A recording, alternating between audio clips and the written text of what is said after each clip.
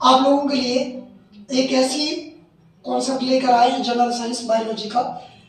हर exam में यहाँ से कुछ ना कुछ पूछा जाता है, अच्छे एग्जामों में भी पूछा जाता है। होमगार्ड वगैरह हुए, पुलिस हुए, एसएससी हुए, इनमें से कुछ लेवल्स बढ़ जाते हैं जिन लेवल्स के कारण इनके क्वेश्चन पूछने के स्टैंडर्ड भी बढ़ जाते हैं। तो आज हम आप लोगों को कुछ सिंपल तरीके से, कभी एग्जाम में क्वेश्चन आता है तना वाली फसलें, तो पूछा जाता है निम्न में से बताइए तना वाली फसलें कौन सी हैं। तो उसके लिए हम ट्रिक लेकर आए हैं। तो ट्रिक लेकर आए हैं, वो ट्रिक एक मूवी के नाम पर है।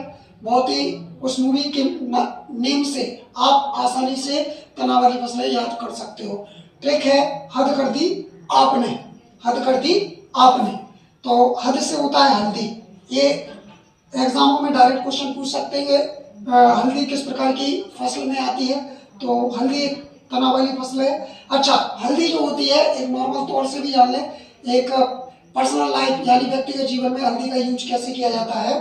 तो हल्दी एक एंटीसेप्टिक के रूप में भी यूज की जाती है। दूसरा, एक क्वेश्चन अच्छे एग्जामों में जब ये क्वेश्चन बनेगा तो ये क्वेश्चन बनेगा हल्दी का जो पीला रंग है वो किसकी वजह से होता है। तो हल्दी का जो पीला रंग होता है वो कुरकुमिन नामक पिगमेंट के कारण होता है।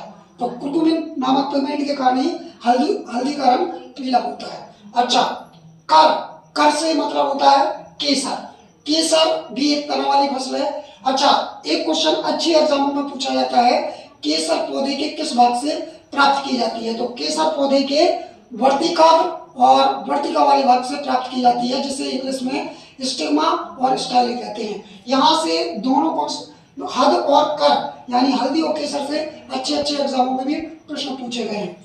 यहाँ दी जो दी है उसके आगे हमने केवल आदि लगा दिया ताकि अपन का एक तरीके से अर्थ बैठ सके। तो आदि से मतलब होता है अदरक। अदरक भी आपका तना वाली फसल है। और दूसरा, आ से आलू, आलू भी आपकी तना वाली फसल है। और पा से प्याज। इस तरीके से जो हमने इतने बताए हैं, जो कॉन्सेप्ट क्लियर किए हैं, इनमें से एग्जाम जनरल साइंस बायोलॉजी में कुछ ना कुछ हर एग्जामों में आता रहता है। और आप अगर कोई एग्जाम की तैयारी कर रहे हैं तो हम आपके लिए ऐसे ही इम्पोर्टेंट जो एग्जाम में एग्जाम के पॉइंट ऑफ व्यू से जितने भी कॉन्सेप्ट होते हैं वो आते हैं बार बार, उन्हीं चीजों को हम एक ट्रिक्स के माध्यम से आपको बार बार अवगत कराते रहेंगे। अगर आप हमसे डायरेक्ट पढ़ना चाहते हैं तो एक्सीलेंस कोचिंग क्लासेस में आप डायरेक्ट हमसे जुड़ सकते हैं और हमसे कोचिंग भी ले सकते हैं।